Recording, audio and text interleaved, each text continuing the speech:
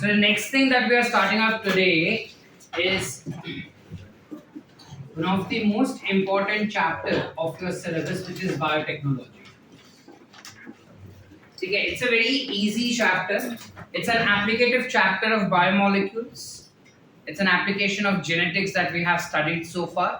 Specifically, when I say genetics, we are discussing more about molecular biology. Okay, and I'm assuming that you'll have revised that topic and sat for today's lecture. Yes or no? Yes. Good. जब हम biotechnology का बात करते हैं बेटा, what exactly do we understand by the term biotechnology? Ideally इसके बारे में हम बचपन में दैट इज 10th स्टैंडर्ड में इसका ब्रीफ आइडिया है अपने को कि बायोटेक्नोलॉजी होता क्या है. ठीक है, एक पर्टिकुलर फेडरेशन था which is European federation of biotechnology, EFB जिसे कहते हैं, यूरोपियन फेडरेशन ऑफ बायोटेक्नोलॉजी. इसने कोशिश किया था बायोटेक्नोलॉजी को डिफाइन करने का. तो उसने क्या बोला कि जितने भी लिविंग ऑर्गेनिजम्स हमें हमारे आसपास दिखते हैं, उन लिविंग ऑर्गेनिजम्स के सेल्स के अंदर प्रेजेंट उसके parts, that is cell organelles, and the mechanism how which they perform their functions. When you exploit these factors of a cell in such a way that they become helpful for humans, you call that process to be as biotechnology. English बोला, एक cell हुआ बेटा, उस cell के अंदर के अलग अलग सेल ऑर्गेनल्स, उन ऑर्गेनल्स का काम करने का तरीका और उसके अंदर होने वाले मेटाबॉलिक रिएक्शंस को जब तुम अपने मुताबिक मॉडिफाई करते हो ताकि तुमको बेनिफिट मिल सके उसका, तो इस प्रोसेस को हम कहेंगे बायोटेक्नोलॉजी. समझ पा रहे? तो कहा जाता है कि सबसे पुराना जो बायोटेक्नोलॉजी था या सबसे पहला बायोटेक्नोलॉजी जो अर्थ पे आया था, that was curd making. Milk के अंदर बैक्टीरिया डालना. बैक्टीरिया के पास ये कैपेबिलिटी है कि वो फर्मेंट करे लैक्टोज को into lactic acid. This process of that lactobacilli was modified, and today we make sure. देखो जनरली जब हम दही बनाते हैं, रात को रखकर सुबह को जम जाता है दही. अब जब इंडस्ट्री में दही जमाते हैं ना, तो इतना घंटे नहीं लगता. जनरली रात अपना 7.5-8 घंटे का रात होता है, ज़्यादा से ज़्यादा 8.5 घंटे का. तो when we keep milk for curdling for the 7 to 8 hours, that's an ideal time that we take. Industries में इतना टाइम नहीं लगता. इंडस्ट्री में 3 से 4 घंटे में वो दही बन के रेडी हो जाता है. तो हमने क्या किया, बैक्टीरिया की जो ये खासियत है ना लैक्टोज को फर्मेंट करने का, उस खासियत को हमने एक्सप्लॉइट किया. कैसे? क्या, उस बैक्टीरिया का जीन जो इस मॉडिफिकेशन को करवा रहा है, उस जीन को हमने मॉडिफाई कर दिया ताकि वो कम टाइम में अपने को सिमिलर रिजल्ट्स दे सके. समझ रहे हैं? So this is nothing but what we call it as biotechnology. Slowly and gradually जैसे टाइम आगे आते गया, काफी सारे लोग ने अपने अपने तरीके से इस पर्टिकुलर फील्ड को एक्सप्लॉइट किया था, अपने अपने तरीके से इसके एप्लीकेशंस लगाते गए. तो आज अगर तुम देखो, you have something called as BT crops. You know what are BT crops? Yes. Biotechnologically modified crops which are available. Like for example, when I talk about it, you have something as bell peppers. सुने? Bell pepper क्या होते हैं? Capsicum पता है, शिमला मिर्च. Ideally हरे रंग का होता है शिमला मिर्च, लेकिन अब तुम मार्केट में देखना तो लाल कलर का भी शिमला मिर्च होता है, पीले रंग का भी शिमला मिर्च होता है ना. तो ये जो अलग अलग कलर मिल रहा है, nutritionally the colors are changing because its nutritional qualities are changing, because of which the colors are also changing. Are we getting it? Yes or no? Yes. So that's nothing but biotechnology. So agricultural field में you have hybrid seeds also which are available. ठीक है, dragon fruit जैसा कुछ exist नहीं करता था पहले, हमने बनाया है उसको. ठीक है, so that's a hybrid food again agriculture में. Then if you go beyond agriculture, you have something called as pharmaceutical. Corona के वैक्सीन्स बनाना, vaccine is nothing but again biotechnology. ठीक है, then if you talk about different medicines that are been obtained और taken up by different bacteria. Remember जब biomolecule पढ़ रहे थे तब हमने बताया कि secondary metabolites are never produced by animals, they are produced by plants, fungi और बैक्टीरिया. यस और नो? एंड जब माइक्रोब्स पढ़ रहे थे तब हमने देखा कि कैसे स्ट्रेप्टोमाइसिस स्पीशीज में से, स्ट्रेप्टोमाइसिस जीनस में से कितने सारे अलग अलग एंटीबायोटिक्स निकाले गए थे, दैट्स अगेन नथिंग बट हम उसके पास से आर्टिफिशियली वो एंटीबायोटिक बनवा रहे हैं, सो that is nothing but biotechnology. Apart from that, if you go slightly more ahead, you have certain the medicinal application for biotechnology. Medicinal application क्या हो जाएगा? IVF, in vitro fertilization, IUI, ZIFT, GIFT, all of that what you've studied in reproductive health for overcoming infertility is nothing but what you call it as biotechnological applications. You have something called as test tube baby, सुने हो? Yes. You have something called as designer baby, सुने हो? नहीं, मतलब अगर हमें चाहता है कि मेरा बच्चा जो है उसकी आंखें ऋतिक रोशन जैसी होनी चाहिए, उसका डांस जो है वो ऋतिक रोशन जैसा होना चाहिए, ठीक है, उसका बॉडी जो है वो सलमान खान जैसा होना चाहिए. So you can pick up the specific genes from the specific individuals, merge those genes or insert those genes in the child and make sure that he develops characteristic features like that. This is called as designer baby. ठीक है, so ये सारे अलग अलग applications किसके हैं? Are we clear? There is also something called as enzyme encapsulation. Meaning क्या? Meaning if suppose I have certain specific enzyme, let's say amylase. ठीक है, मैंने एक ग्लास लिया, उसमें पानी डाला, पानी में स्टार्च डाला, मैंने स्टर किया. अब मुझे पता है मेरे सलाइवा में amylase है, which will break down that starch. Yes or no? अब मैंने अमाइलेज लिया और उसको उस सॉल्यूशन में डाल दिया एंड आई स्टर इट. अब सारा स्टार्च जो है वो ब्रेक डाउन हो गया. Now I want that enzyme to be utilised in another container. Can I purify that enzyme now? Practically it is impossible. I cannot reuse that. But with the help of biotechnology we can bind this or encapsulate this. Encapsulate मतलब किसी भजिया पता है? भजिया, कांदा भजी. आता जाता अपन काय करतो, कांदा असतो, उसके ऊपर चना का आटा लगाया जाता है और उसको फ्राई करते हैं. सो आइडियली वो कांदा है क्या? कांदे का भजिया है. हमने कांदे को रैप कर दिया किसी चीज में. ये सेम चीज है. हम एंजाइम को एक पर्टिकुलर केमिकल में रैप कर लेते हैं. कैल्शियम अल्जीनेट कहते हैं उसको. कैल्शियम अल्जीनेट में उसको रैप कर लेते हैं एंजाइम को. ठीक है, और ये पूरा मेम्ब्रेन सेमी परमेबल होता है, जिससे क्या होता है कि मैंने वो बूंदी जैसा दिखता है फिर रैप करने के बाद. तो अभी बूंदी जैसा स्ट्रक्चर है जो मैंने इसी ग्लास में डाला. अब एंजाइम तो अंदर ट्रैप्ड है, एंजाइम बाहर नहीं आ सकता.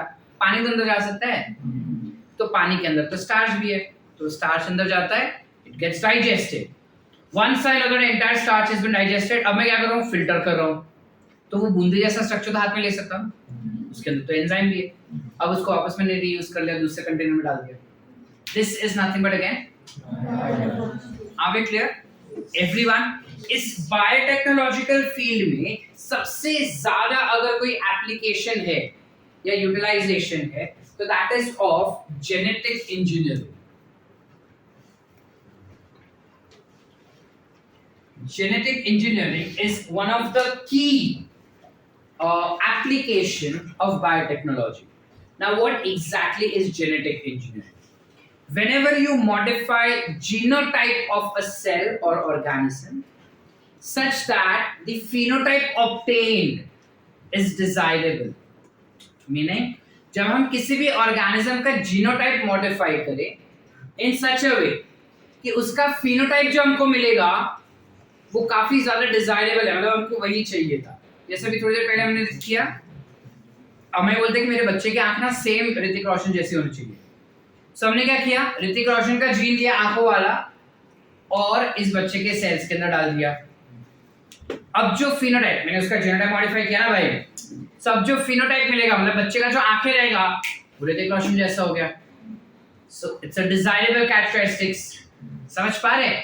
This is nothing but what we call it as genetic engineering. Are we clear? Yes or no? Yes. Which is pretty much similar to gene recombination or genetic recombination. We know what is gene recombination or genetic recombination? Yes or no? Yes or no? No. Have you heard about something called Pachitein phase? Yes. What happens in Pachitein phase? And what is that? DNA recombination. DNA has genes. Gene recombination. बेटा रिश्ता वही है, खाली सोच नहीं है. ठीक है, it's genetic recombination is nothing but gene को चेंज करना। Gene recombination is a natural process, समझ पा रहे?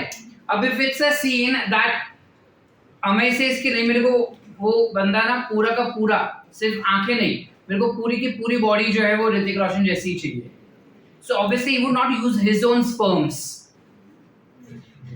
he would use Hrithik Roshan का स्पर्म्स, राइट? यस और नो?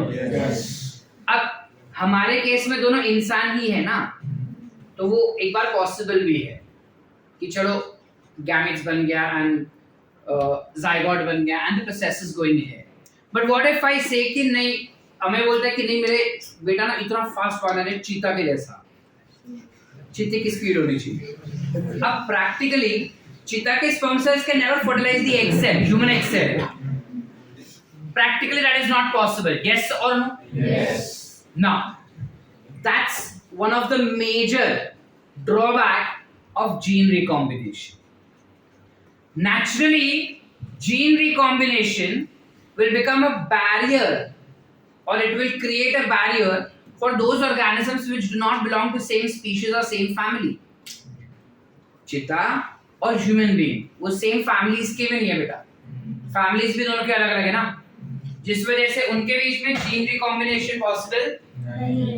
बट ये बैरियर जेनेटिक इंजीनियरिंग में रूल आउट हो जाएगा।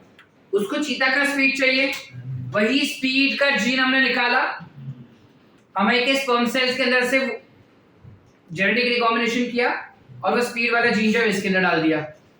अब जो बच्चा पैदा होगा उसके पास स्पीड चीता वाला होगा। हाँ बेटा, ना क्या बोल रही है? हाँ, तो ये हाँ कब से होने लगा, समझ पा रहे? अरे बेटा, यस और no? Are we getting it? So कहने का मतलब ये है कि जीन रिकॉम्बिनेशन में भी जेनेटिक रिकॉम्बिनेशंस हो रहे हैं, but then those are natural process where species becomes a barrier, that barrier gets overcome with the help of which is an artificial technique. Are we clear? Yes or no? सबसे पहले ये technique जो scientist ने इस्तेमाल की थी, Cohen and Boyer नाम था उनका, Stanley Cohen and Herbert Boyer. ये दो साइंटिस्ट ने सबसे पहले इस टेक्निक का इस्तेमाल किया था, ठीक है? आइडियली इसके पहले भी एक साइंटिस्ट था जिसने रेडिसन नाम है, जिसने एक एक्सपेरिमेंट परफॉर्म किया था, बट वो फेल हो गया। उस फेल्ड एक्सपेरिमेंट से प्रेरित होके ये दोनों बोले कि लेट्स ट्राई, फिर से करते हैं पर थोड़ा अलग तरीके से। इन्होंने क्या किया, दे टुक Salmonella typhi. You know what is Salmonella typhi? It causes typhoid. It's a bacteria that causes typhoid. इस बैक्टीरिया के पास एक प्लाज्मिड है, बैक्टीरिया हैज अ प्लाज्मिड। अब इस प्लाज्मिड के अंदर एक स्पेसिफिक जीन था which was antibiotic resistivity gene, ठीक है? ठीक है, क्लियर है यहाँ तक एवरीवन? अब उन्होंने क्या किया, ये प्लाज्मिड लिया, ठीक है? इस प्लाज्मिड को बाहर निकाला, प्योरीफाई किया, ये हो गया एंटीबायोटिक रेसिस्टिविटी जीन। उन्होंने एक दूसरा ऑर्गेनिज्म लिया, एस्चेरिशिया कोलाई, नाम तो सुने होंगे अभी, ई कोलाई, ठीक है? अब उन्होंने इस पर्टिकुलर प्लाज्मिड को इस ई कोलाई के अंदर डाल दिया, जिससे क्या हो गया, इसके पास एंटीबायोटिक रेसिस्टिविटी नहीं था, अब इसके पास भी एंटीबायोटिक रेसिस्टिविटी आ जाएगा। Why? Because that gene got transferred in E coli also. Understood? कि नहीं समझे? वंस मोर और अंडरस्टूड? वंस मोर और अंडरस्टूड? प्रतीक्षा, हमने इस पर्टिकुलर बैक्टीरिया के अंदर प्लाज्मिड है बेटा, उस प्लाज्मिड के अंदर चलो एकदम डिटेल में जाता, टाइफी जो होता है उसके अंदर जो नॉर्मल क्रोमोसोम है ना, उस क्रोमोसोम के अंदर एक जीन है एंटीबायोटिक रेसिस्टिविटी का। मतलब उस बैक्टीरिया को अगर तुम एंटीबायोटिक्स दोगे ना तो वो एंटीबायोटिक को किल कर देगा। समझ पा रही है कि नहीं समझ पा रही है? यानी इधर से मैंने तेरे को ऐसा बाण फेंका तो तेरे पास ऐसा हथियार है कि उस बाण को काट देगा, तू बच गई ना। अगर वो हथियार नहीं होता तो तेरे को लगता तू मर जाती, कहते हैं उसका चिल्ला करा। अब इन दोनों ने क्या किया, उस जीन को प्योरीफाई किया पहले, फिर उस जीन को उन्होंने प्लाज्मिड के अंदर डाल दिया, और फिर इस प्लाज्मिड को इकोलाई के अंदर डाला। अब इकोलाई के पास प्लाज्मिड भी है, एंटीबायोटिक रेजिस्टिविटी जीन भी है, तो जो हथियार इसके पास था अब वो हथियार इसके पास भी आ गया ना, तो ये भी तो एंटीबायोटिक रेजिस्टिविटी हो गया। करते हैं कि ना कर लो, सिंपल शॉर्ट एवरीवन, यस और नो, एनी डाउट्स, पक्का, can I go ahead? Okay, so this was the experiment performed by Stanley Cohen and Herbert Boyer, very first time.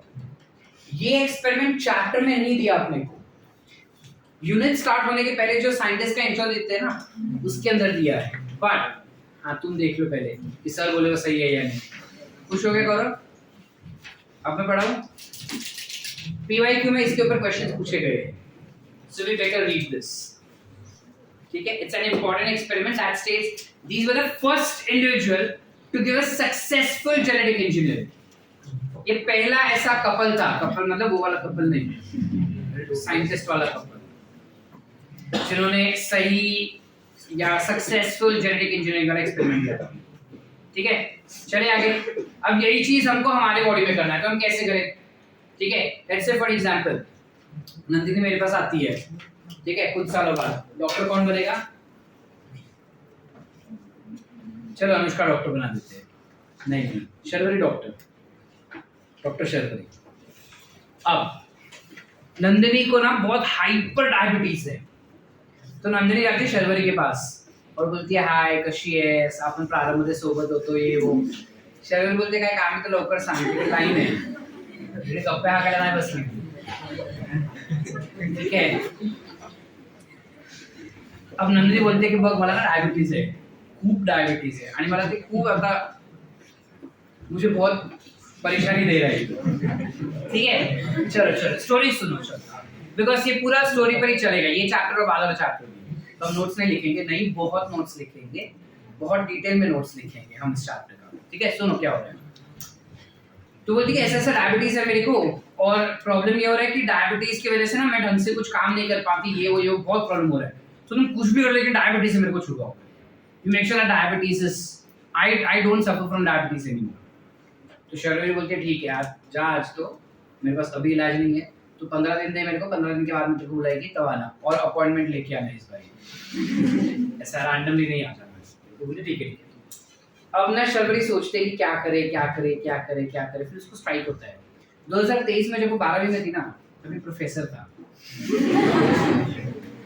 उसने हमको कुछ तो सिखाया था। ठीक है, वो जेनेटिक इंजीनियरिंग सिखाया था, वो तभी हमने पढ़ा था, उसके बाद मैंने कुछ उसके बारे में किया नहीं। क्यों ना हम ट्राई करें। अब देख नंदिनी को कुछ हुआ तो अपनी बंदी है, तो तुम्ही मी मित्र मैत्रीण। ठीक है, अगर सक्सेसफुल हो गया तो जिंगा लगा, जैकपॉट लग जाएगा, क्योंकि ये चीज खाली उसी से सक्सेसफुल हुई है। नहीं भी हुआ तो अपनी तो नंदिनी है, डायबिटीज वैसे भी थी, मरने तो वैसे भी वाली थी, है ना, ऐसे पर ऐसे मरने तो वाली है, वो समझ पा रहे हैं। तो शी सेज लेट्स ट्राई। वो बोलती डायबिटीज में मेन प्रॉब्लम क्या होता है बेटा? इंसुलिन प्रोडक्शन बंद हो जाता है। So ultimately it is insulin gene which is not working correctly. Yes और no? Go back to principles of inheritance where there are 3 probabilities given to us with regarding recessive gene। जहां भी बोलता है कि अगर जीन रिसेसिव हुआ ना तो 3 चीजें हो सकती है, या तो नॉर्मल एंजाइम बनेगा, या वो एंजाइम कम काम करेगा, या वो काम ही नहीं करेगा, या एंजाइम ही नहीं बनाएगा। तो आइडियली डायबिटीज में हर 3 चीज पॉसिबिलिटीज दिखाता ही है। डायबिटीज में all these 3 things are possible. With that respect Sharvari बोलती है कि चल मतलब अभी मुझको उसका अगर मैं जीन रिप्लेस कर दूं ना, अब नॉर्मल जीन जो है इंसुलिन वाला अगर निकाल के मैं नॉर्मल जीन प्लेस कर दूं तो मेरा काम डन। उसको कभी डायबिटीज होगा ही नहीं ना, अभी मतलब होगा but she will be completely free from diabetes. Yes और नो? अगर डिफेक्टिव जीन निकाल दिया और नॉर्मल जीन डाल दिया, किस में करना है? पैनक्रियाज में ही करना है ना। इंसुलिन पैनक्रियाज से बन रहा है, इंसुलिन का जीन तो हाथ में भी है, लेकिन यहाँ से इंसुलिन बनता है क्या? बनता की तरह खाली एक ही जगह पे पैनक्रिया में। वो देख तू है रूल तो माने जो कर लेंगे, लेकिन अब वो ढूंढे ऐसा बंदा, मतलब ऐसा इंसान जिसका इंसुलिन प्रोडक्शन पावर बहुत स्ट्रांग हो। ठीक है, मतलब जो कितना भी स्वीट खाए तंदुरुस्त। Do we know any such person? Satyam, Vinod, Satyam, Veer, बहुत स्वीट, मुग्धा बहुत स्वीट खाती है। नहीं, थोड़ा फन होना चाहिए ना।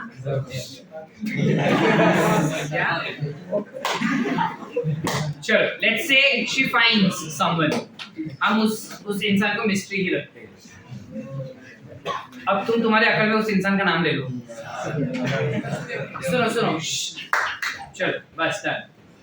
ठीक है, लेट्स से अब वो जाती है ऋतुजा के पास। कौन? शर्वरी ऋतुजा के पास जाकर ऋतुजा को बोलती है कि तू इतना स्वीट खाती है, फिर भी तेरे को कभी कुछ हुआ नहीं, तेरे पैनक्रियास के बीटा सेल्स ने ऋतुजा बोलते असं मी कशाला देऊ? तू बोलते बघ एक एक्सपेरिमेंट आहे, ते मी ट्राय करते, जर झालं ना तर मला खूप पैसे भेटेल, तू गरीब का भला ही कर दे।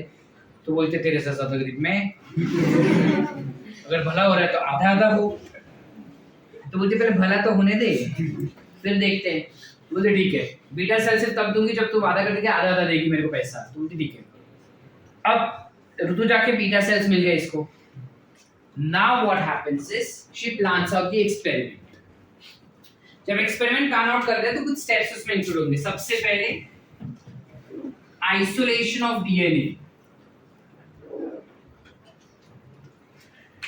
किसका? डोनर का, बराबर, यानी Rituja is the donor, doctor Nag ने, ठीक है। अब वो डोनर बन गई है, उसके बीटा सेल्स में से हम पहले पूरा डीएनए निकालेंगे। That's the first step.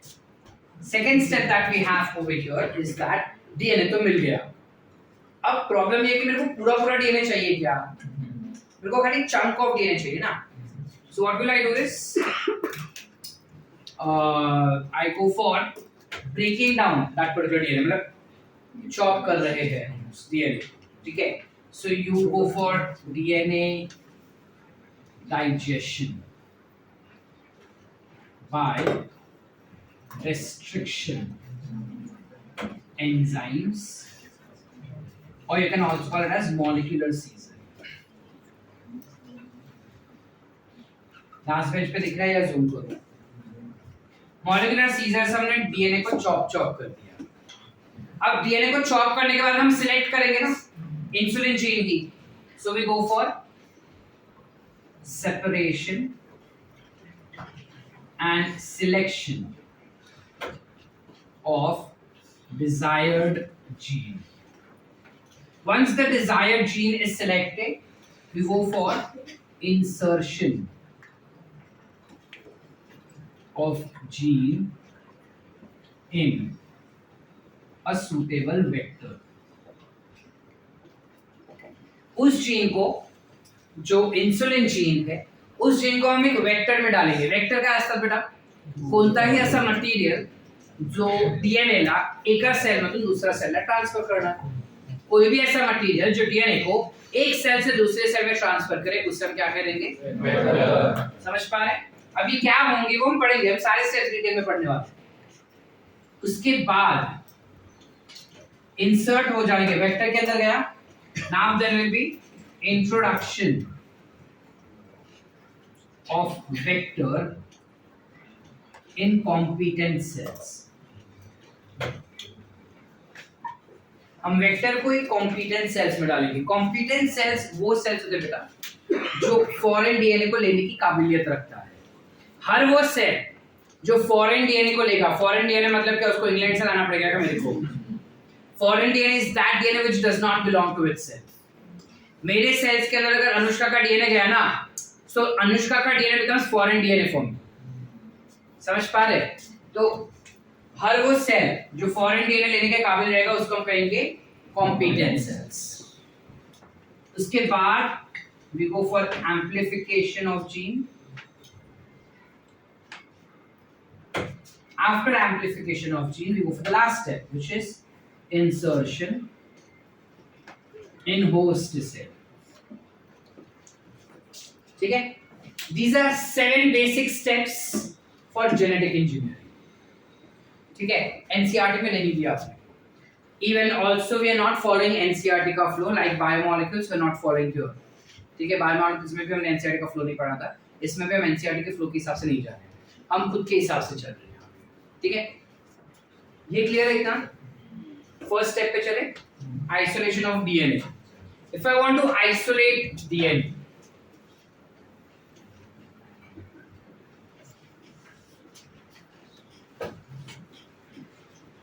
we go for isolation of DNA. Now, if I want to isolate this DNA, how can we go about doing that? हम किस प्रकार DNA को आइसोलेट कर सकते हैं? देखो, इस वक्त तो फिलहाल इंसान का सेल्स है जिसके आसपास वॉल्स नहीं होते, तो हम नॉर्मली सेल को फाड़ के DNA को एक्सट्रैक्ट कर सकते हैं, बट ये तो सिचुएशन बेस्ड है ना बेटा।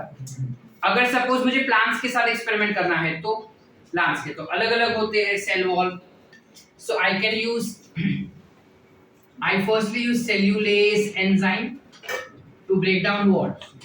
Cellulose, या फिर pectinase for breaking down pectin, अगर pectin का सेल वॉल बना होगा तो, या फिर अगर सपोज वो पर्टिकुलर सेल जो है वो फंगस का सेल हुआ तो chitinase, बराबर, which will break down what? Chitin.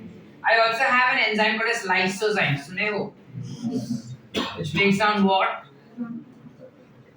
Peptidoglycan. Cell wall of bacteria. Bacterial cell wall को तोड़ने वाला एंजाइम is lysozyme. तो अगर बैक्टीरिया लिया हमने तो उसका सेल वॉल तोड़ने के लिए लाइसोजाइम होगा, फंगस लिया तो उसका सेल वॉल तोड़ने के लिए काइटिनेज होगा, या फिर प्लांट्स लिया तो उसका सेल वॉल तोड़ने के लिए ये दो है हमारे पास। अब सेल वॉल टूट गया, अब सेल को अगर मैं हाइपरटोनिक सॉल्यूशन में डालूं या हाइपोटोनिक में, सॉरी हाइपोटोनिक सॉल्यूशन में डालूं, डू यू अंडरस्टैंड हाइपोटोनिक? बाहर पानी ज्यादा अंदर कम, तो सेल जो वो पानी एब्जॉर्ब करेगा, एब्जॉर्ब करके फट जाएगा, फट गया तो अंदर का कंटेंट बाहर, दुड़ू सरस बाहर आ लो। आता में क्या करते हैं, सब कचरा बाहर है ना, मुझे उसमें से एक ही चीज चाहिए, क्या? सिर्फ डीएनए चाहिए। तो मैं प्रोटीन को हटाने के लिए I'm using an enzyme which is protease. इससे प्रोटीन हट गया बेटा। लिपिड्स को हटाने के लिए I use, तो लिपिड्स हट गए बेटा। Do I need RNA? What do I need? RNA चाहिए, तो RNA hindrance create करेगा ना, तो I use an enzyme which will break down what? RNA. Are we clear? Yes or no? Yes. Everyone? Yes. करते हैं। अब बचा क्या? दो केमिकल्स बच गए, carbohydrates and DNA. Carbohydrates are always water soluble, तो पानी में तो डिसॉल्व हो गए, तो उसके लिए मुझे कुछ मगजमारी नहीं है। मगजमारी किसका हुआ अभी? डीएनए, वो एक ही चीज बचा है, बाकी सब टूट गया ना। अब what I do is I centrifuge, ठीक है, I tend to centrifuge. Even if I don't centrifuge, चलो let's make it very simple, मैं सेंट्रीफ्यूज में नहीं करता इस पर्टिकुलर चीज में। ये पूरा होने के बाद now I will add chilled ethanol.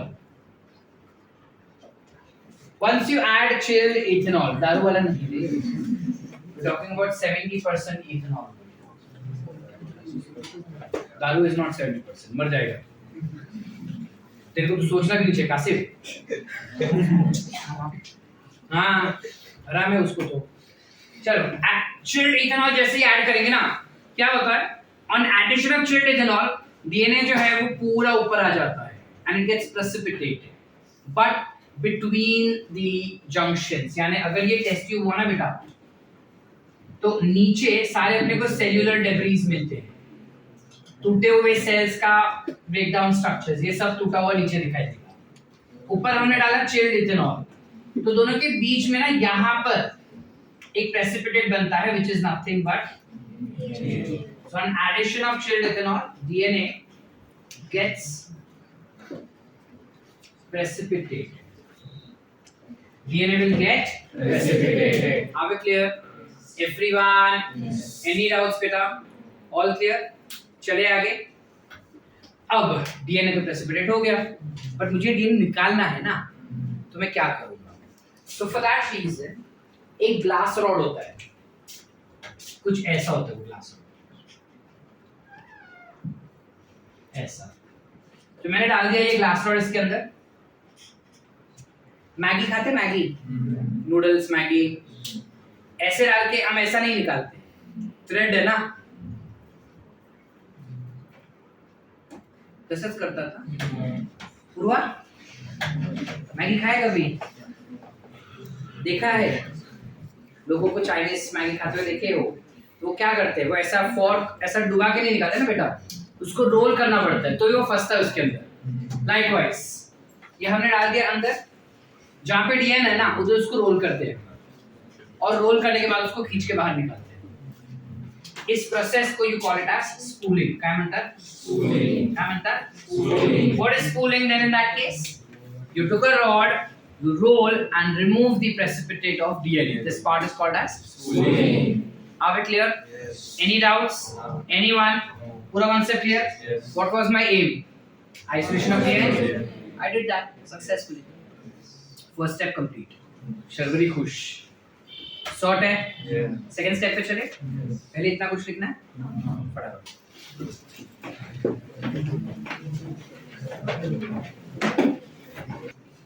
The second step that we have is where we have digestion of DNA. DNA fingerprinting किए तो उसमें ये सारे steps थे, कुछ steps नहीं थे but most of the steps थे। So the next step that we have is DNA digestion, जहाँ पे मुझे पूरा DNA नहीं चाहिए, parts of DNA ही चाहिए, ठीक है। अब इसमें कुछ साइंटिस्ट थे जिन्होंने डिस्कवर किया था कि एक बैक्टीरिया था जिसका नाम था E. coli. When E. coli gets infected by bacteriophage, जब बैक्टीरियोफाज का डीएनए इस पर्टिकुलर E. coli के अंदर जाता है, तब E. coli उसके रिस्पॉन्स में एक एंजाइम बनाता है। That enzyme used to break down the DNA of bacteriophage. I repeat, कुछ साइंटिस्ट ने ये डिस्कवर किया था बेटा कि जब E. coli के ऊपर बैक्टीरियोफाज लगता है और बैक्टीरियोफाज उसका डीएनए जब E. coli के अंदर छोड़ता है, तुमने हर्शियन चेज एक्सपेरिमेंट किया है तो ये कॉन्सेप्ट तुमको पता होगा कि जो बैक्टीरियोफाज होता है वो उसका डीएनए बैक्टीरिया के अंदर छोड़ता है। तो जब वो बैक्टीरिया के अंदर डीएनए छोड़ रहा है, बैक्टीरिया उस डीएनए के रिस्पॉन्स में एक एंजाइम बनाता है जो उस डीएनए को चॉक कर देगा ताकि वो इन्फेक्शन ना क्रिएट कर सके। समझ पा रहे? This enzyme was called as restriction enzyme. क्या बोलते थे बेटा? Restriction enzyme. ठीक है, we used to call it as restriction enzyme. Now this restriction enzyme could be of two types. Either it could be restriction exonuclease or it used to be restriction endonuclease. Nuclease because it used to break down nucleic acids. ठीक है, exonuclease क्या करता था? अगर ये हमारा DNA हुआ कुछ ऐसे, if this is the DNA, so DNA को बाहर से एक एक न्यूक्लियोटाइड तोड़ता है, सेंटर से नहीं तोड़ता। समझ पा रहे कि बाउंसर? एक्सोन्यूक्लियस क्या है बेटा? अगर ये ऐसा डीएनए हुआ तो उसको बीच में से नहीं तोड़ता था, उसको बाहर से तोड़ता था एक एक करके ऐसा। समझ पा रहे क्या नहीं समझ पा रहे? That is exonuclease. एंडोन्यूक्लियस क्या होगा? बीच में से तोड़ता। Endo is inside, so it used to break down from centre, anywhere from centre. Are we clear? Yes or no? Yes. Yes or no? Yes. This particular endonuclease that we are obtaining, so we are obtaining certain fragments. Can you see these fragments? ये fragment अलग अलग length के हैं, जिसे हम क्या कहेंगे? Very good, जोर से बोलो। You call it as RFLP, restriction fragment length polymorphism, जो डीएनए फिंगरप्रिंटिंग के लिए हेल्प करता है। समझ पा रहे? यस और no? Yes. The fragments that we obtain will have two different types of ends. जो फ्रैगमेंट हमको मिलते हैं बेटा, वो दो टाइप के एंड के साथ मिलते हैं। क्या है ये दो एंड? अब सपोज मेरे पास है A T G C T G A somewhat like this, ठीक है, and I again have इसका opposite T A C G G D, कुछ ऐसा. Let's say this is from 3 prime to 5 prime, 3 prime to 5. समझ पा रहे हैं? Yes or no? अब सपोज जो हमारा डीएनए है, अच्छा पहली बात एंडोन्यूक्लियस जो होते हैं भूल जाओ, जो बताया जान. एंडोन्यूक्लियस जो होता है वो आइडियली 3 टाइप के होते हैं. You have type 1, type 2 and type 3, जिनमें से type 2 is most commonly used for genetic engineering experiments. Why is that so, sir? That's because उसके requirements काफी कम है. मतलब देखो, अब हमारे पास एक ऐसा इंसान है जो बहुत ज्यादा, लाइक फॉर एग्जांपल, चलो मेरे को कंपनी सेट करना है, आई नीड एन अकाउंटेंट. अब मेरे पास 2 ऑप्शन है, 2 कैंडिडेट्स अकाउंटेंट के. एक ऐसा जो बोलता है कि मेरे को ऐसा केबिन चाहिए, ऐसा स्टूल चाहिए, ऐसा सॉफ्टवेयर चाहिए, ऐसा लैपटॉप चाहिए, ऐसा एसी चाहिए, इतना टेम्परेचर चाहिए, इतना रूम तो होना चाहिए, और ये मेरे टाइमिंग्स होने चाहिए, ये दिन मेरे को छुट्टी चाहिए. दूसरा बोलता है मेरे को पैसा इतना दे दो, बाकी जो होगा मैं सही दूंगा. हूँ बोला वो है, उसके रिक्वायरमेंट्स कम है. काम तो मुझे दोनों सेम ही करके देंगे ना भाई. समझ पा रहे हैं कि नहीं समझ पा रहे? लाइकवाइज टाइप 2 के ज्यादा नखरे नहीं है. उसको मैग्नीशियम आयंस दे दो और सूटेबल टेम्परेचर दे दो, वो मजे से काम करेगा. इससे ज्यादातर हम टाइप 2 एंजाइम्स का इस्तेमाल करते हैं. ऐसे 250 से भी ज्यादा एंजाइम्स टाइप 2 के हैं हमारे पास. समझ पा रहे? बेटा कुछ समझ रहा है अपने को? यस और नो? पक्का. हमारे पास दुनिया में बहुत सारे रेस्ट्रिक्शन एंजाइम्स है. स्पेसिफिकली जेनेटिक इंजीनियरिंग के लिए एंडोन्यूक्लियस का ही इस्तेमाल किया जाता है. Majority of the time, 99.9% of time it is endonuclease. 0.1% of time it is exonuclease. Why sir? ये बीच में से नहीं काटता, साइड में से काटता है, तो ज्यादा यूज नहीं है. ऐसा तो है नहीं कि ये अगर हमारा डीएनए हुआ 2.2 मीटर्स लॉन्ग वाला, तो इधर साइड का एक न्यूक्लियोटाइड तो कोई जीन को कोड करेगा नहीं, बीच में से करेगा ना बेटा. तो I will require a chunk of DNA. Sir chunk of DNA को कट करने के लिए एंडोन्यूक्लियस ही काम करेगा, अपने को ये नहीं लगेगा. इससे ये 0.1% ही अपने को काम करता है, ज्यादातर यही रहता है. समझ पा रहे या नहीं समझ पा रहे? पक्का बात. इसके भी 3 अलग-अलग टाइप है, depending on environmental conditions and available experiment, we select the type of endonuclease. As said, majority of the time we will use type 2. Why? उसके requirements कम है और वो easily manage कर लेता है सब चीजें, इसलिए type 2 एंजाइम ज्यादातर यूज करते हैं. तो कितने हैं ऐसे? 250 से भी ज्यादा. 250 से भी ज्यादा एंजाइम्स ऐसे हैं जो type 2 एंडोन्यूक्लियस को बिलोंग करता है. Are we clear? Yes or no? Yes.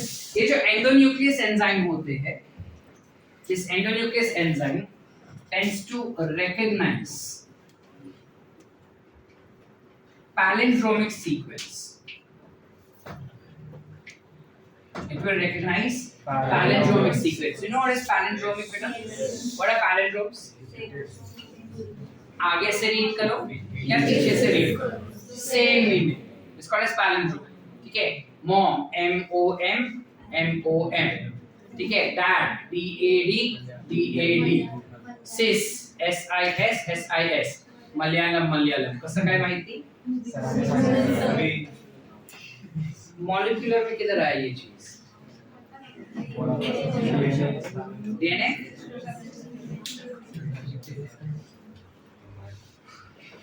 हर चीज में टिप्पणी देनी जरूरी होती है हमें. So those are basically palindromic sequences that we do. So endonuclease enzyme जो होता है वो palindromic sequence को recognize करता है. ये sequence 25 से 100 base pair long हो सकता है. This sequence can be 25 to 100 base pair long. Sorry, that is BNP. Palindromic sequence can be 4 to 8 base pairs long. It can be 4 to 8 base pair. अब 4 से 8 base pairs में से सबसे famous sequence जो हमारे पास है दैट इज GATC, GAATTC. इसका if this is 3 prime to 5 prime, opposite क्या हो जाएगा? C का opposite G, GAATTC.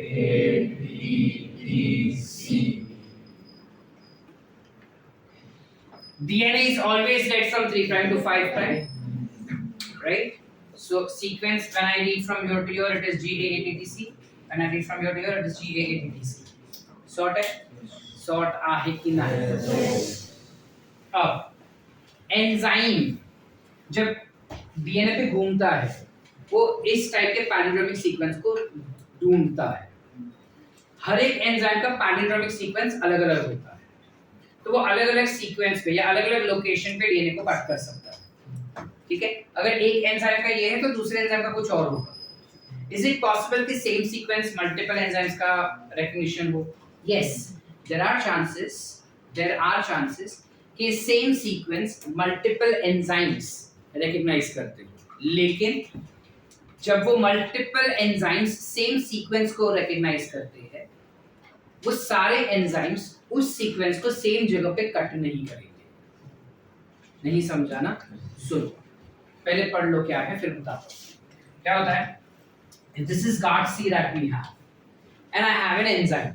मेरे पास XYZ एंजाइम, एक रेस्ट्रिक्शन एंडोन्यूक्लियस एंजाइम। वो एंजाइम इसमें G और A के बीच में डीएनए को तोड़ता है, मतलब it breaks down phosphodiester bond.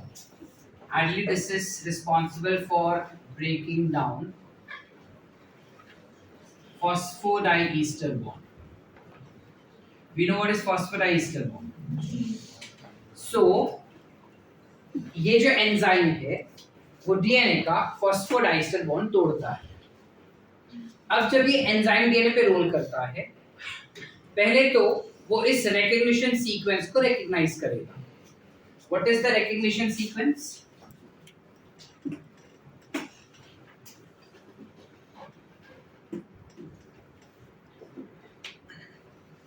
Recognition sequence is nothing but this palindromic sequence. उसको recognize किया, recognize जैसे ही करते उधर जाके बैठ जाएगा। जैसे वो उधर जाके बैठ गया, अब उसका आदत है कि G और A के बीच में वो बॉन्ड को तोड़ेगा। तो यहाँ से वो रीड कर रहा है, इधर आया G और A, उसने इधर का फॉस्फोडाइस्टर बॉन्ड तोड़ दिया। अब यहाँ से रीड करेगा G और A के बीच में तोड़ दिया।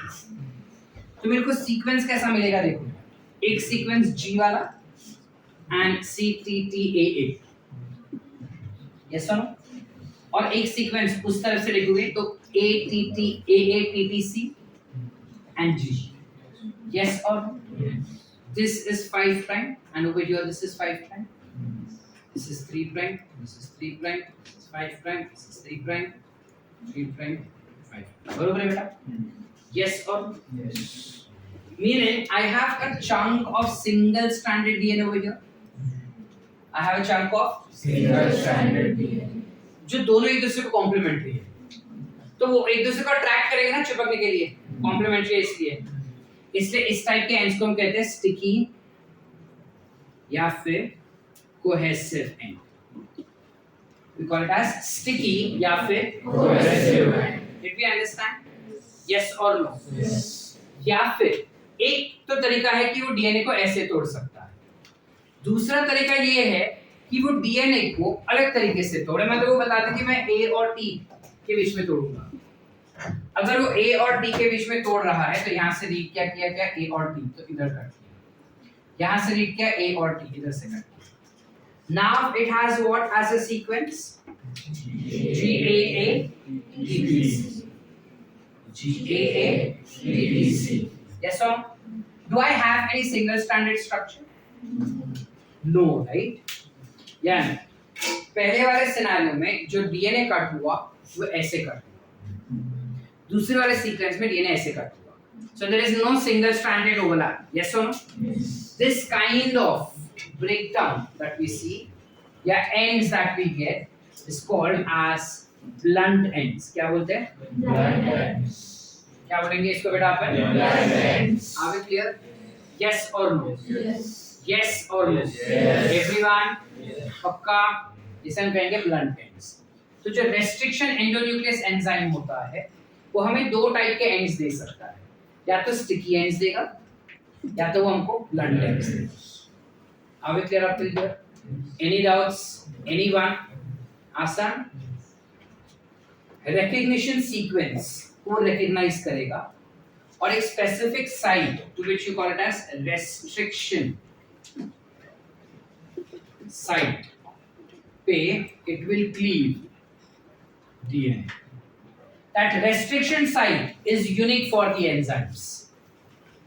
एक एंजाइम का रेस्ट्रिक्शन साइट G और A के बीच में तोड़ना था, तो दूसरे का A और T को तोड़ना था। समझ पा रहे?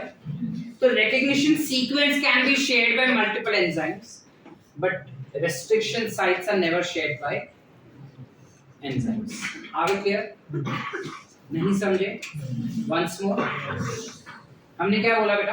एक सीक्वेंस है, एंजाइम उसी सीक्वेंस को पढ़ता है और उस सीक्वेंस को रीड करने के बाद डीएनए को वहां से तोड़ देता है, उस सीक्वेंस के अंदर से तोड़ देता है। अब सीक्वेंस के अंदर कहां पे वो कौन सा फॉस्फोडाइस्टर बॉन्ड तोड़ेगा उस एंजाइम के लिए स्पेसिफिक हो गया। समझ पा रहे? या बाउंसर? तो उस सीक्वेंस को हमने क्या कह दिया? Recognition sequence. क्या बोल दिया हम उसको? और इस सीक्वेंस में उसने तोड़ा किधर? That is restriction site.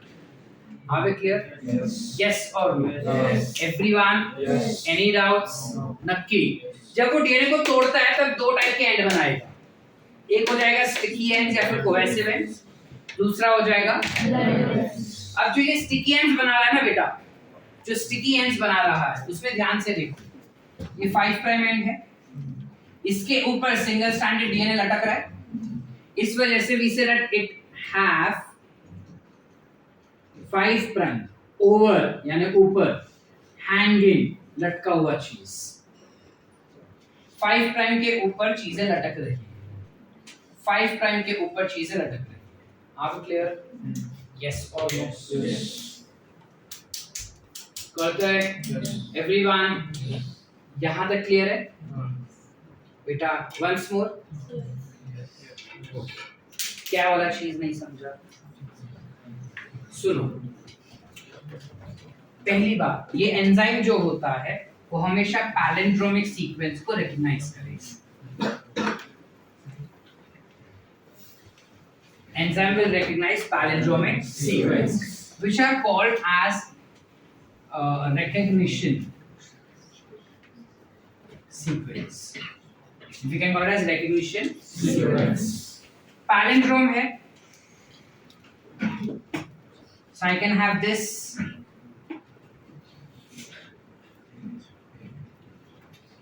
as palindromic sequence. अब बहुत सारे एंजाइम्स इसी पैलिंड्रोमिक सीक्वेंस को रिकॉग्नाइज कर सकते हैं, लेकिन जिस साइट पे जिन दो न्यूक्लियोटाइड्स के बीच का फॉस्फोडाइस्टर बॉन्ड ये क्लीव करेगा ना, वो एक एंजाइम के लिए स्पेसिफिक है। लाइक फॉर एग्जांपल कि भले ही ये 4 जन इधर फर्स्ट बेंच पर ही बैठ रहे, वो फर्स्ट बेंच को ऑक्यूपाई कर सकते हैं, लेकिन जिस जगह पे वो ऑक्यूपाई करके बैठते हैं अनुष्का हमेशा बाहर ही बैठती है, so that is very specific for her. Mukta हमेशा अंदर ही बैठती है, so that is very specific for her. समझ पा रहे? तो DNA sequence, palindromic sequence can be shared by multiple restriction enzymes, but then the site where it is cleaving that particular DNA will be very specific for that enzyme. Understood? कि नहीं समझे? तो कुछ ऐसे हैं जो G और A के बीच में शायद तोड़ रहे हैं, जिस वजह से हमें ऐसे डीएनए का एंड्स मिल रहा है, मतलब ये ऐसा डीएनए है, ये ऐसे। समझ पा रहे कि नहीं समझे? सर्कुलर डीएनए होता है ना रे, नहीं समझे? नहीं समझा? कैसे शक्ल क्यों बना रही है जैसे कुछ नहीं समझा? तो एक chunk of DNA single stranded रहता है, अगर ऐसा डीएनए मिला तो इस एंड को क्या कहेंगे? वाई स्टिकी एंड और कोहेसिव एंड, बिकॉज़ वो एक दूसरे को अट्रैक्ट करते हैं तो कभी भी फिर से चिपक सकते हैं, इसलिए क्या होगा ये? वहीं पे दूसरी जगह पे अगर सपोज वो ए और टी के बीच में तोड़ रहा है तो सीक्वेंस क्या हो जाएगा अपना बेटा? ऐसे सीक्वेंस हो रहे हैं, ये डीएनए हो गया ऐसा, तो So this end that we are getting, there are no 5 prime overhangings ना, तो इससे क्या कहेंगे हम, क्या बोलेंगे इसको अपन, समझे बेटा. 5 प्राइम ओव्हरहँगिंग म्हणजे काय, 5 प्राइमचा वरती सिंगल स्ट्रँडेड डीएनए लटकत असेल तर त्याला आपण म्हणणार 5 प्राइम ओव्हरहँगिंग. कळतंय? Did we understand this concept? Yes or no? Yes or no? Can I go a little bit more ahead? Where जब ये एंजाइम के बारे में हमने स्टडी किया, हमने साथ में ये भी देखा कि इस एंजाइम को हम अगर आइसोलेट किए ना सेल्स के अंदर से और फिर उसको यूज करें तो भी वो काम करता है. मतलब अब तक लोगों को ऐसे लगता था कि ये जो रेस्ट्रिक्शन एंजाइम्स है ना, एंडोन्यूक्लियस, रेस्ट्रिक्शन एंडोन्यूक्लियस, वो सिर्फ सेल्स के अंदर ही काम करते हैं, उनको सेल से बाहर निकालो तो वो काम करना बंद कर देता है. तो कुछ साइंटिस्ट ने बोला कि लेट्स ट्राई करके देखते हैं. चल गया तो अच्छी बात है. तो कुछ साइंटिस्ट ने इन रेस्ट्रिक्शन एंजाइम्स को सेल्स के बाहर निकाला और चेक किया कि वो काम कर रहा है या नहीं. जिंगा लगा, इट डिड वर्क. ये डिस्कवरी जब हुई ना कि अगर हम रेस्ट्रिक्शन एंजाइम्स को सेल से बाहर निकाले तो भी वो काम कर पाता है, उसके बाद से बायोटेक्नोलॉजी या जेनेटिक इंजीनियरिंग का फील्ड बहुत ही ज्यादा बढ़ गया. व्हाई? बिकॉज अब मैं जो चाहूँ उसको काट सकता, मतलब जो डीएनए चाहूँ उस डीएनए को मैं कट कर सकता हूँ और दूसरे के अंदर शिफ्ट कर सकता हूँ, है कि नहीं? बट अगर वो सेल के अंदर ही होता तो ये चीज मेरे लिए मुमकिन नहीं हो पाता. So discovery of functioning of restriction enzyme outside the host cell also was breakthrough for genetic engineering. One of the assertion reason statement. NCERT में दिया नहीं है. समझ पा रहे? What was the statement? The discovery that restriction enzyme can function outside the host cells also was the breakthrough for genetic engineering. तब से genetic engineering field जो है वो बहुत ही आगे बढ़ गया. ठीक है. अब जब एंजाइम्स हम निकाल रहे हैं, एंजाइम कहां से मिल रहे हैं अपने को बेटा?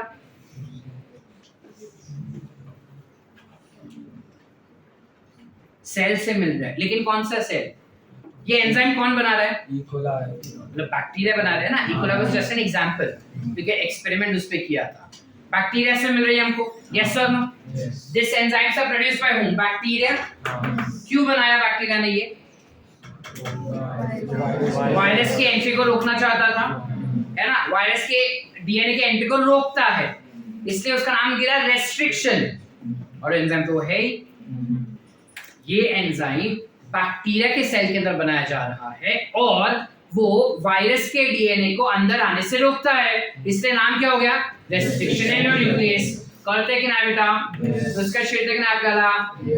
आता डिपेंडिंग ऑन की कोणत्या बॅक्टेरिया मधून आपण हे डीएनए हे एन्झाइम्स काढतायत, त्या एन्झाइमचं नामकरण तसं होतंय. कळतंय की नाही? जैसे अगर बच्चा मेरा हुआ तो उस बच्चे के पीछे मेरा नाम लगेगा ना, जिससे पता चले कि बच्चा मेरा ही है. बस कुछ वैसा. तो अलग अलग एंजाइम के नाम रखने के तरीके होते हैं, मतलब एक ही तरीका होता है, लेकिन एंजाइम के नाम हम अलग अलग बैक्टीरिया के बेसिस पर रखते हैं. जैसे एक फेमस एग्जांपल है EcoR1. अब ये क्या हो गया? EcoR1 में E stands for genus, which is Escherichia. Spelling देख लेना, ठीक है? गंद स्पेलिंग है इसका. CO stands for coli. R stands for strain. Strain म्हणजे काय? S strain, Y strain, ठीक है? The R strain. So strain over here stands for IY13. And Roman number 1 stands for order of discovery. Meaning, this was the first enzyme to be isolated. Second हुआ तो this was the second enzyme to be isolated. Third हुआ तो this was the third enzyme to be discovered or isolated. वैसा ही ये एक example हुआ. ऐसा ही एक और एग्जाम्पल है. Hind2. where H stands for hemophilus, IN stands for influenza, नाम तो सुने होंगे, hemophilus influenza. D stands for strain, which is RD strain. 2 stands for order of discovery. Meaning this was the second enzyme that was discovered. Understanding? यानी ये enzyme हमने Haemophilus influenza bacteria से निकाला, इस एंजाइम को ई कोलाई के अंदर से निकाला, so on and so fourth. समझ पा रहे? नामकरण समझे कैसे हो रहे एंजाइम्स के. अब इसमें कहा जाता है कि HindII was the first enzyme to be discovered. Sir, अभी आपने बोला ऑर्डर ऑफ डिस्कवरी और 2 लिख दिया, तो द सेकंड एंजाइम हुआ. Correct, it is the second enzyme that was discovered. तो उधर का है लिखे it is first enzyme that was discovered. बेफालतू का कंफ्यूज करते हैं आप. It was the second enzyme that was isolated from Haemophilus influenza. The first enzyme that was isolated was exonuclease. First enzyme that was isolated from Haemophilus influenza, which is HindI, is a restriction enzyme, but it is a exonuclease. The first endonuclease that ever got discovered was गलत है क्या? नहीं समझे? Partha clear है? everyone Yes. any doubts? once more yes. क्या चीज? नामकरण या लास्ट वाला पार्ट? Last one. लास्ट वाला क्या हुआ पार्थ? हाँ, फर्स्ट एंजाइम उस बैक्टीरिया में से वो पहला एंजाइम. हम जब डिस्कवरी कर रहे हैं Chandrayaan 3, does that mean it is the third Chandrayaan that went on the, पूरे वर्ल्ड में और भी गए ना, हमारे उधर से तीसरा है. हम थोड़ी चाइना, इंग्लैंड, यूएस उन सब का भी गिन गिन के डाल रहे हैं. अपना थर्ड अटेम्प्ट है, इसलिए हमने 3 डाला ना. वैसे ही उस बैक्टीरिया में से वो सेकंड है बेटा, उस बैक्टीरिया में से वो फर्स्ट है. तो आपने इधर सेकंड लिखे, बाजू में क्यों लिखा फर्स्ट है? बिकॉज जो फर्स्ट डिस्कवर हुआ था इस बैक्टीरिया में से, दैट वाज एन Exonuclease. जो हमने कहा यूज नहीं होता, क्या फायदा? हमने क्या बोला? 99.9% क्या यूज होगा? Exonuclease. तो हम उसी पे फोकस करेंगे. तो सबसे पहला दुनिया में एंडोन्यूक्लियस जो आइसोलेट किया गया था, दैट वाज HindII. तो सर इको आ गया, उस बैक्टीरिया में वो पहला था. दुनिया में सबसे पहला किसने किया? अब समझे कि नहीं समझे? यस और नो? Yes. पूरा कॉन्सेप्ट क्लियर? वंस मोर और understood? Understood. Yes Mrinali? Short? Everyone? Any doubts? इतना लिखे. So with the help of restriction endonuclease enzyme हमने डीएनए के छोटे छोटे टुकड़े किए.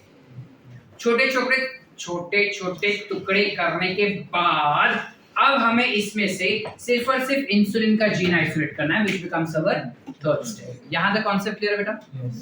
फर्स्ट स्टेप क्लियर था, सेकंड स्टेप क्लियर हुआ पूरी तरह से. क्या बोले हम इस स्टेप में बेटा? वी सेड दैट जो एंजाइम्स होते हैं, अगर मुझे डीएनए को चॉप करना है तो साइंटिस्ट ने चॉप करने के लिए एंजाइम्स का डिस्कवरी किया था. एंजाइम्स डीएनए को या तो एंड से एक कट कर सकता है, यानी एक मोती का माला और मैं बाहर से एक निकाल रहा हूं क्योंकि मुझे तोड़ना है मोती का माला, या मैं ऐसे ही तोड़ दूं बीच में से. बाहर से एक निकाला तो एक्सोन्यूक्लियस, बीच में से तोड़ के निकाला तो Exonuclease. सॉरी. अब रेस्ट्रिक्शन एंडोन्यूक्लियस का बात करें तो ये 3 टाइप के होते हैं, टाइप 1, टाइप 2, टाइप 3. ज्यादातर टाइप 2 का ही इस्तेमाल किया जाता है. क्यों? उसको इस्तेमाल करना आसान है, उसको सारे रिक्वायरमेंट्स का जरूरत नहीं है. अब ये जो टाइप 2 वाले एंजाइम्स होते हैं या कोई भी एंजाइम रेस्ट्रिक्शन एंजाइम हो, वो किस तरीके से काम करते हैं? तो जब डीएनए के ऊपर होते हैं तो वो 4 से 8 बेस पेयर वाले सीक्वेंस को रिकॉग्नाइज करते हैं, जिसे हम कहेंगे रिकॉग्निशन सीक्वेंस. उस सीक्वेंस को वो रिकॉग्नाइज करता है, जैसे ही उसको मिल गया वो सीक्वेंस उधर जाके चिपक जाता है.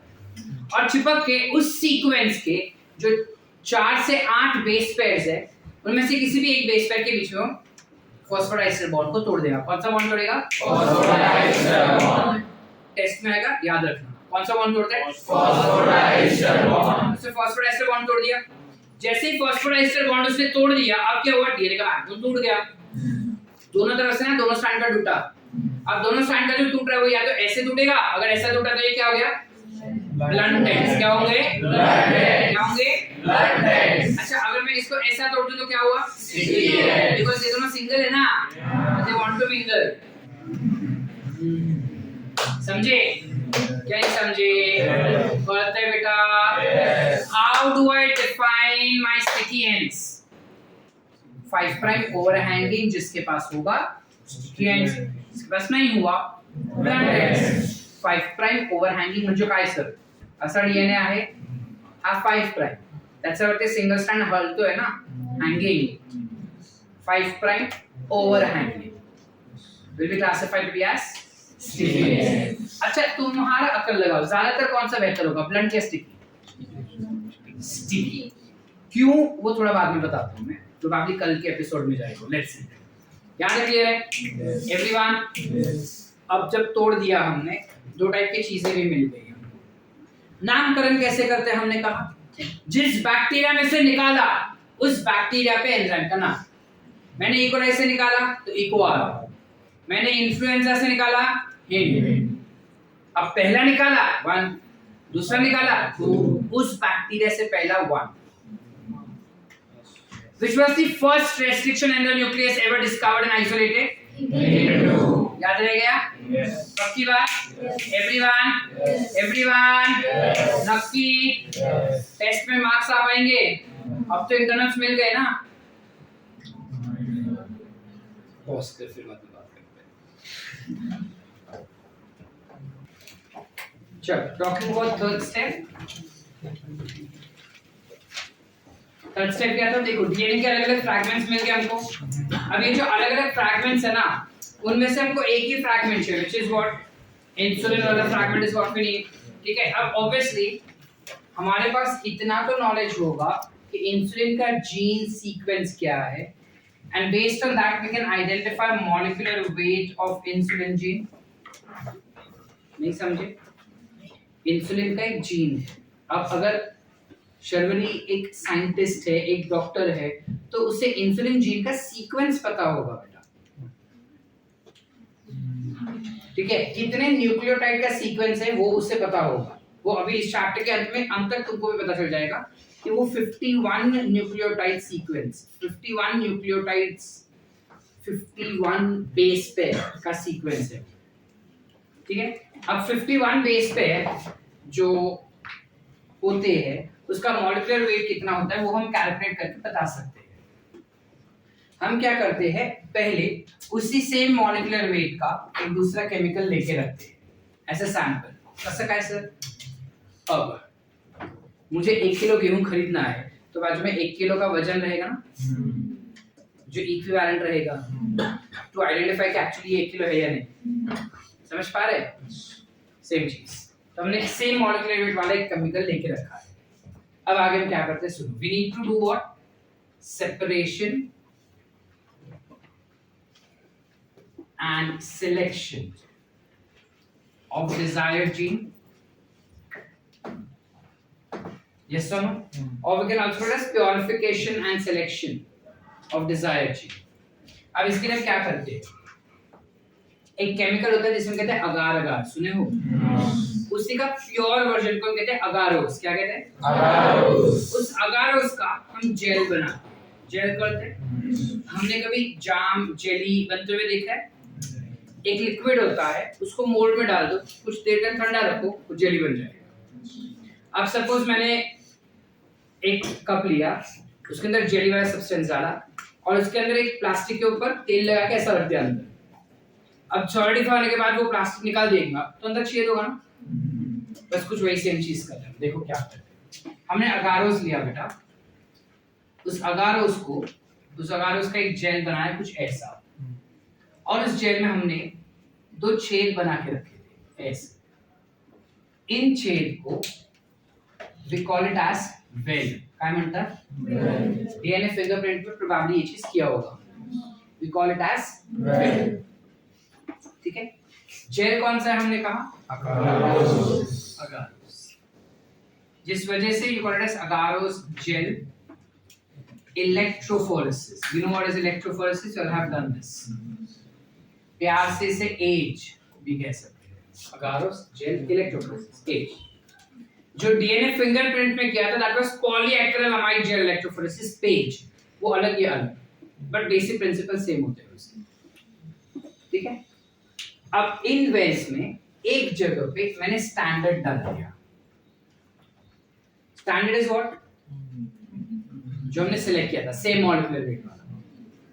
दूसरे जगह पे हमने ऋतुजा के डीएनए का जो फ्रैगमेंट्स लिए थे ना, वो इधर फ्रैगमेंट्स डाल दिए. तो मैं यहाँ पे RTN लिख देता हूँ. ऋतुजा नाम में रत्नागिरी ना है. ठीक है. ठीक है. अब मैंने क्या किया बेटा, यहाँ पे DNA I want to separate this DNA. If I want to separate this DNA हमें 2 पॉइंट्स पता होने चाहिए. पहले तो DNA is negatively charged. Yes or no? दूसरा I have RFLP over here. 2 चीजें मेरे दिमाग में क्लियर होनी चाहिए. ये जो फ्रैगमेंट मिले हैं वो RFLP फ्रैगमेंट्स हैं. DNA is negatively charged. अब अगर मैं चाहता हूं कि चीजें सेपरेट हो जाए, सारे डीएनए मॉलिक्यूल्स सेपरेट हो, तो इलेक्ट्रोफोरेसिस में based on charge to mass ratio the DNA fragments will get separated. मतलब क्या सर? मतलब सपोज आई हैव प्रियंका, सारा एंड रश्मि. ये तीनों रनिंग रेस में भाग रहे हैं. सपोजली तीनों का 60 kg वेट है. इमेजिन. ठीक है नहीं है, बाद में कैलकुलेट करते हैं. सपोज तीनों 60 kg है. इसको मैंने 5 किलो एक्स्ट्रा दिया पत्थर वाला. इसको एक 5 किलो का पत्थर दिया, उसको 10 कर दिया, उसको 15 कर दिया. अब मैं बोल रहा हूँ चलो भागो 1.5 किलोमीटर तक या 100 मीटर तक. चलो, कौन पहले पहुंचेगा और रेस क्लियर करेगा, और कौन आखिर में पहुंचेगा? ऑब्वियस है. दैट्स बिकॉज उसका वजन ज्यादा है, इसके पास वजन कम है. यस और लाइकवाइज डीएनए फ्रैगमेंट्स जो बहुत लंबे होंगे, नीट में ये क्वेश्चन बना चुके हैं तो ध्यान रखो. जो डीएनए फ्रैगमेंट्स बहुत बड़े हैं वो हैवी, जो बहुत छोटे हैं लाइट वेट. लाइट वेट दूर तक भागेंगे, हैवी जो है वो वेल करीब रहेंगे. सो भागेंगे कैसे? जब नेगेटिव चार्ज लगाया तो डीएनए का नेगेटिव और इसका नेगेटिव एक दूसरे को रिपेल करेगा, तो डीएनए दूर भागेगा. अब अगर मैं इधर पॉजिटिव इलेक्ट्रॉन लगा दूं ना तो वो उसके तरफ भागेगा. So DNA runs towards it. अब डीएनए जो है जेल के अंदर भागते भागते भागते भागते पॉजिटिव तक पहुंचा. मुझे दिखा क्या? I can't see it. But when I add a specific stain or chemical called as ethidium bromide. When I add ethidium bromide, this will stain DNA and help us in observing DNA fragments. So this stain DNA and give orange color under UV light. UV light में वो orange colour देगा in fluorescence. Ethidium bromide can also be written as ETBr. Carcinogenic होता है. We know what is carcinogenic? Cancer causer. क्या बोले हम बेटा? DNA था जिसको जेल में हमने रन किया. रन करने के बाद मुझे बैंड्स नहीं दिख रहे उसके, तो इसके बैंड्स दिखने के लिए मैंने क्या किया? ETBr उसके ऊपर डाल दिया. ETBr में उसको थोड़ा थोड़ा स्टेन किया, फिर पानी से एक्स्ट्रा जो था वो वॉश कर दिया. ठीक है. अब मैं उसको यूवी लाइट के अंदर जैसे ही रखता हूं ना वो जगमगाने लगता है. Let's say these are the fragments that I got.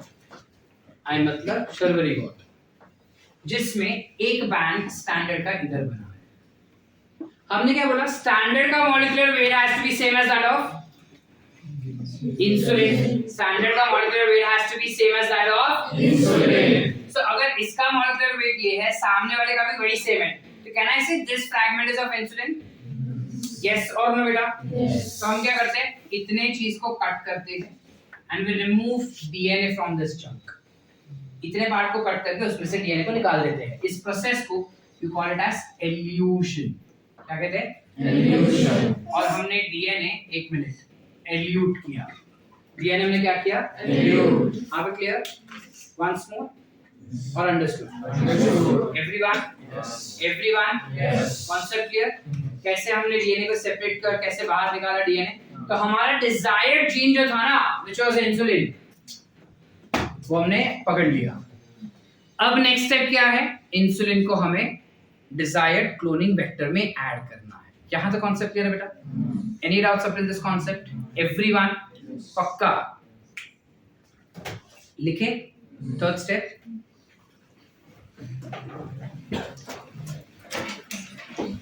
इसे खाली याद रखना आएगा या नहीं वो पता नहीं बिकॉज 99% एनसीईआरटी में ये चीज दिया नहीं है लेकिन तुम याद रखो this is an intercalating agent which tends to cause mutation or cause cancer also intercalating agent म्हणजे काय म्हणजे हा माझा डीएनए करेक्ट ये जो ETBR होता है वो उस डीएनए के दो न्यूक्लियोटाइड के बीच में जो स्पेस है ना उधर जा जाके ऐसे फंस जाएगा तो जब वो उधर जा जाके फंस रहा है तो इस टाइप के फेनोमेनन को हम कहते हैं इंटरकैलेटिंग एजेंट समझे बेटा अगर बाय चांस अपने को क्लासेस के टेस्ट में या नीट में आया that ETBR is intercalating agent हमें पता ही नहीं इंटरकैलेटिंग क्या होता है अब पता चल के क्या होता है Thanks for watching video. Because we need I don't